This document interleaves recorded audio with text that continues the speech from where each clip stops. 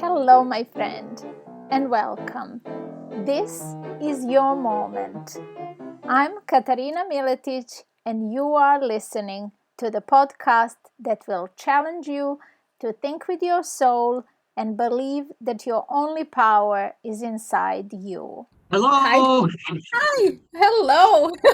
It's so How are you? fantastic to see you. I am so well. Thank you. Good. Apologies for running a couple of minutes late. I was live with someone on LinkedIn. And Oh, no problem at all. Joy, I have that someone as a surprise guest. Tell me, would you mind if he joined us? Can you guess who that person is? Let me see. Is it a guy named Eric? Is it a guy named Absolutely, I'd love it. I would love it. Oh my God, I almost wore my rimpage shirt today too. Let's act surprised when he comes in. Yes. I love Hey, what are you doing here? What's up, Joey? I didn't even know you guys knew each other. Yes, well, fancy that. Fancy that. I was telling Katarina that I had my rimpage shirt on earlier too. Oh, Imagine if all three of us showed up like that. I know, wouldn't that be great? yes. I like the red. Yes. Yes. Yeah. Yes. Thank yes. you. Yes. Thank you. Well, thank you, Joey, for joining us. This is I'm excited. Yes. such an opportunity to have this conversation with you because I want to go inside your mind a little bit and see how you create these wonderful concepts. And there are specific topics that I would like to talk to you about. And let's see where that conversation will take us. And I'm so grateful for you, Patrick, to join us, to be able to join us today, so we can have this conversation extended in three ways, because we very much resonate on so many different levels and on so many different subjects, right? Absolutely. If you're game with that, then we can start with perhaps a question. Joy, I noticed this air of positivity, and we live in a world that is infested with negative thinking, right? It is never mind the pandemic that we have been enduring for the last couple of years. I think this trend of negativity, this wave of it's okay to feel negative energy and to dwell in it, and somehow positivity has been turned into a bad guy. I want to focus us on what makes us positive. How come I keep on meeting people who have a positive outlook on life, and that seems to bring joyful things to them, even in these uncertain times, in worrying times, So how do we buck that trend of avoiding negative thoughts? Yeah, that's great question too. And the reason you're attracting people like that is because you're coming from that place.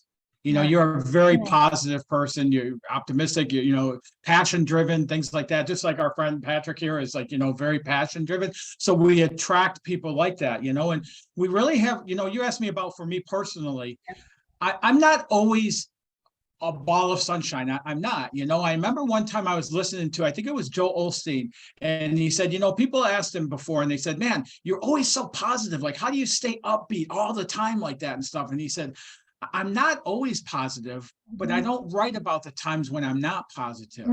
We all have to have that time where we go into the, it talks about that in the Bible is in the valleys. Yes. We like to be on the hilltops, right? We love being on top of everything and everything's working out and just flowing, but we don't get growth when we're there.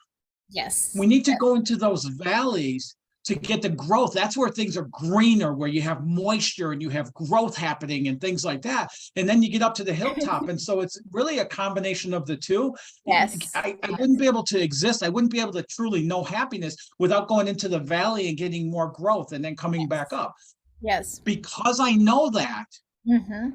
We get stuck in those valleys and they can become gutters for us if we allow them to suck us into it. And I've lived like that for so long in my life. I just won't allow that to happen any longer. Oh, And that's I'm sure for you guys, it's the same yes, way. You yes, just yes. don't allow Oh, that to happen. Excellent. Go ahead, Patrick. that sounds like a decision. And I keep coming back to that. It's Choice. the Yes, decisions we make. yes, Like yes. not allowing it, that's a decision you've made. We I'm can't not going to avoid let this it, happen. right? It's unavoidable in life. Like life takes us on a journey because we are here to Hmm. grow.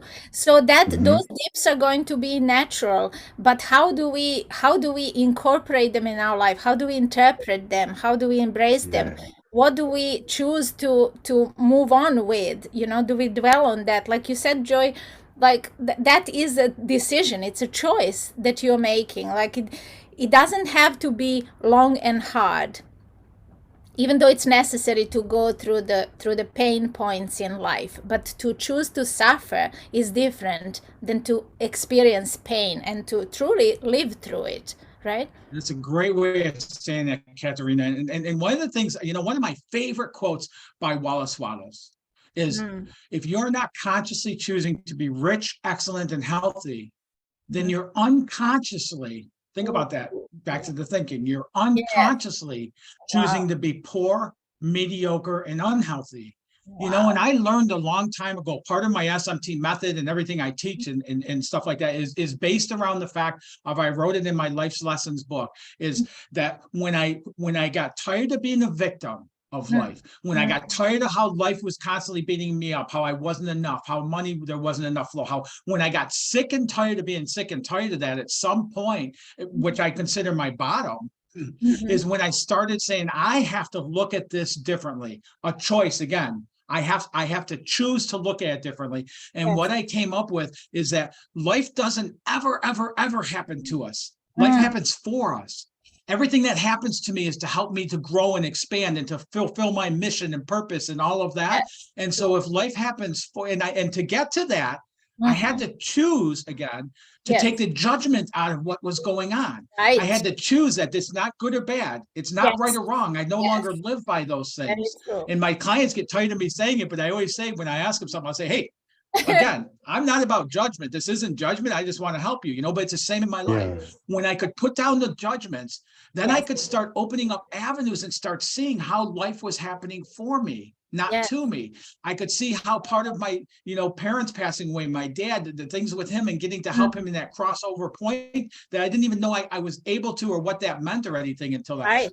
went through a divorce and I got to grow and expand into what I do today because of that. All of a Mm. sudden, the things that are happening to me were happening for a purpose to help me in some way. And then from there, we could Wow. just So explode. what I'm hearing you say is that in those moments, in those things that happen in your life, on your life path, you have chosen to take responsibility for that without attaching judgment to it. So you showed up for yourself with Hmm. compassion, but you took responsibility and you said, I'm going to Hmm. make a conscious choice here to make something come out of this experience, to build me up rather than to destroy me in life. Absolutely. I wouldn't be here today if it weren't for Yeah. the challenges that came up in my life. I Yeah. wouldn't be this person that I am today if it weren't for those things. Hmm. Hmm. Hmm. Absolutely. Joy, you know what I think is so powerful is that way of looking at life in general, that life is not happening to me. Katerina and I were laughing earlier about this idea that life is like a truck that's running you over. Like, You're brave to bring that up. but that's a mindset that life is this truck that's running you over rather than life bringing you something that you need. Mm. The shift is powerful because there can even be good experiences that are happening to you, but you still see it in a negative way, and you turn it into something negative. Yes, On the other hand, you can be in a negative experience and see it like, absolutely. this is life teaching me something, and you can turn it around. Oh, that's a That's a fantastic point. powerful That's perspective. a really powerful perspective. Yes. Absolutely. And even with what you said, I used to say trains, I've been Uh, hit by trains, but a Mack truck. I've been hit by trains, Mack trucks and things like that. But at the end of the day, they taught me to get the hell out of the road or get off of the track. Yes, You know yes, what I right, mean? So right, right. I learned and grew. I know there's avenues of my life that I have traveled down that I'm not proud of, that I've had to deal with a lot of shame about and things like that. I no longer travel down those roads because of what it taught me. Yes. It's so beautiful. So you actually, that experience informs you to know enough to read the signs, so not to be hit by the train or a bus or whatever. Like you don't need to every time jump under the wheels, you know, you can get out of the way. I love that. Yeah, I mean, how many times do you need to touch the hot stove? Yes. Once, right? One Only time. once. Even when my son was little, I wasn't a proponent of him touching the stove, but I tried to explain to him, you're going to get a burn, you're going to get this, you're going to get that. And at some point, not right then, but at some point, he touched that stove, and now he experienced it. Now he knows what that is. It goes back to the whole thing that they've been talking about for, however long now, where unless we experience darkness, we can't really appreciate light. That's it. Right. The depth of that appreciation isn't there unless we experience it. I also am convinced of that as well. Beautiful. Joy, would you like to share a little bit, who are the people who pull at your heartstrings, who you feel called to serve the most? So for the viewers of this conversation, if they want to get in touch with you, who are the people who you feel compelled to serve? Absolutely. And it's taken me a while to do that because I want to serve everybody. Right, you know what I mean? And really, but really anybody who is struggling, like Patrick, if you could go like this for a second so I can see the whole name of Rimpage on there, because that's one of the areas right now. I am so much, thank you, sir. Wow, nice pose too. I am so much on fire for that and working with these athletes, I mean, here's guys who either didn't get selected by a college or they didn't even get to go to college. And so they can look at all this desire they have, but I have no opportunity for it. And Rimpage has blown the doors open on that opportunity for anybody 15 years or older to have. So that's huge for me to get to work with guys and help them to tap into that mindset, business, real estate, like even personal transformation. People, if you're struggling in some area of your life, and if you're struggling and you're okay with it, then keep going. But if you're struggling and you're sick and tired of it, you're sick and tired of being sick and tired, and reach out, do something different, because it's not, and I'm saying it like that, but it's not an easy thing to do, to get outside of our comfort zone like that. It's really hard. We need to be at that point of having enough, of putting up with it, of like we need to crave that change in order to make that choice. That's the part I was. I'm sorry. I was going to say that's the part I was waiting for, because I love how he explains that he's here to help the people who are sick and tired of being sick and tired. True. Those are the people who are ready. Yes. You cannot help anyone who is comfortable. They don't want help, do they? Right. Yes. Right. And the other thing about it is, even people who want help, they'll find avenues like overeating, binge watching TV, and if you watch Yellowstone the way I watch Yellowstone, it's not considered binge watching, but anything else is. But alcohol, drugs, gambling, I mean, the list is endless of ways that people can use things instead of dealing with that discontent on the inside. And if people can cope that way, that'll hold them into that longer. If you want to break that and you want to live healthy and you want to live by your passion and really live boldly in your life, put those things down. What comes up next is going to guide you. Yes. This is what strikes me the most about you and your energy, that choice, and there's this unmistakable feeling that your life is holistically well managed, right? That you don't neglect any parts of your life in order to live plugged in to that fullest energy and the expression that you have here, that you choose to show up for others with that energy. So what do you do to nourish joy? What are the things that you do for yourself? To keep yourself in that state. I don't want to claim that I have this state of ideal balance or perfect balance going in my life, because I don't. I'm just like everybody else. There's times I'm in here till 2, 3 o'clock in the morning and I'm filming videos and things like that. But what the difference in today is I'm doing what I absolutely love. I'm serving my mission, just like you guys are. We're serving our missions of why we feel we're here in life. And so when I'm doing that, it's not work. It no longer becomes work. If I had to stay in the corporate office until 5 o'clock in the evening, I was exhausted. I was beat up and I was ticked off and everything else. I'll be in here till 3 o'clock in the morning and go home and not sleep because I'm so wide awake and wired up about it, But it is somewhat of a balance. I love doing things that are somewhat out of ordinary. That's why I hang glide. I'm getting certified my certification. I ride motorcycles. I have a vintage Jeep, but I'll go out into nature. I'll spend time in fishing, and whether I catch a fish or not, I don't care. But just being in that scenery, I lean more today than ever. I lean more into what feels good. Yes. And I do more of that than I do the side that doesn't feel good. Wow. Of course. Can I say real quick what I love about the two of you is, well, first of all, there's a huge difference between riding the bus and looking out the window and saying, oh, I'd like to go there. Oh, I'd like to go there. I wonder where we're going. And being the driver of that bus and saying, this is where we're going. And I see you two as being the drivers of the bus of your life. Like you're living on purpose, both of you. It's so inspirational. And there's such a difference between living on purpose and just sort of drifting through life. Yes. And Patrick, that was beautiful. But I have to tell you, I've been putting more. My whole mantra is let it be easy. Just whatever it is, just let it be easy. And I've been spending a lot more of my conscious mind in the driver's seat, letting God drive.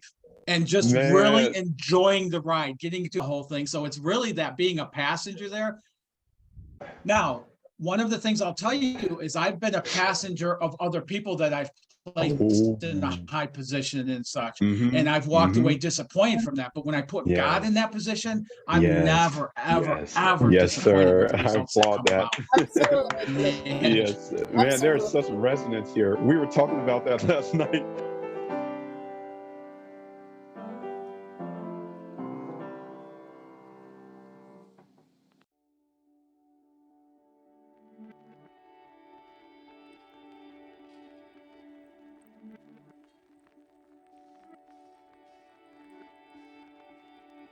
I'm just like everybody else. There's times I'm in here till 2, 3 o'clock in the morning and I'm filming videos and things like that. But what the difference in today is I'm doing what I absolutely love. I'm serving my mission, just like you guys are. We're serving our missions of why we feel we're here in life. And so when I'm doing that, it's not work. If I had to stay in the corporate office until 5 o'clock in the evening, I was exhausted. I lean more today than ever. I lean more into what feels good. Yes. And I do more of that than I do the side that doesn't feel good. Wow. What I love about the two of you, and I see you two as being the drivers of the bus of your life. Like you're living on purpose, both of you. It's so inspirational. And there's such a difference between living on purpose and just sort of drifting through life. My whole mantra is let it be easy. Just whatever it is, just let it be easy. Man, there's such resonance here. We were talking about that last night. Just something as simple as relaxing. They clench their fists and say, I'm going to relax. I'm going to relax if it kills me. I'm going to do it. Yes. I'm a little bit jealous that you guys obviously have a lot more conversations than what I'm included in on, but we'll talk about that later. I love that we can project this sort of energy because this is what we do. Anywhere that we show up together, this energy just comes alive. We can have this conversation just for us, but there is this compelling feeling inside all of us that we want to share this with other people because we know it's going to serve them. And what can serve them better than this, knowing that this energy is possible, that it's actually possible to be connected to this energy. Absolutely. That was beautifully said. And I don't know if I'm allowed to ask questions or not. Please, yes. Go ahead. I'm going to. I would love is what keeps ask you guys, this bus. like, what keeps your guys' energy like it is? Like, you know, I explained for me, but what about you guys? What do you do to that keeps your energy flowing? Because it's not fake, it's not artificial, it's not manufactured. It's a natural flowing. I have helped people change their entire life on one single action. You know, successful people know it's not about doing certain things, it's about doing things a certain way. So as we start shifting that, I can take somebody who's a couch potato and overweight and miserable and teach them one action that they can do, and which will break that mold and set them on a pathway to the next healthy action,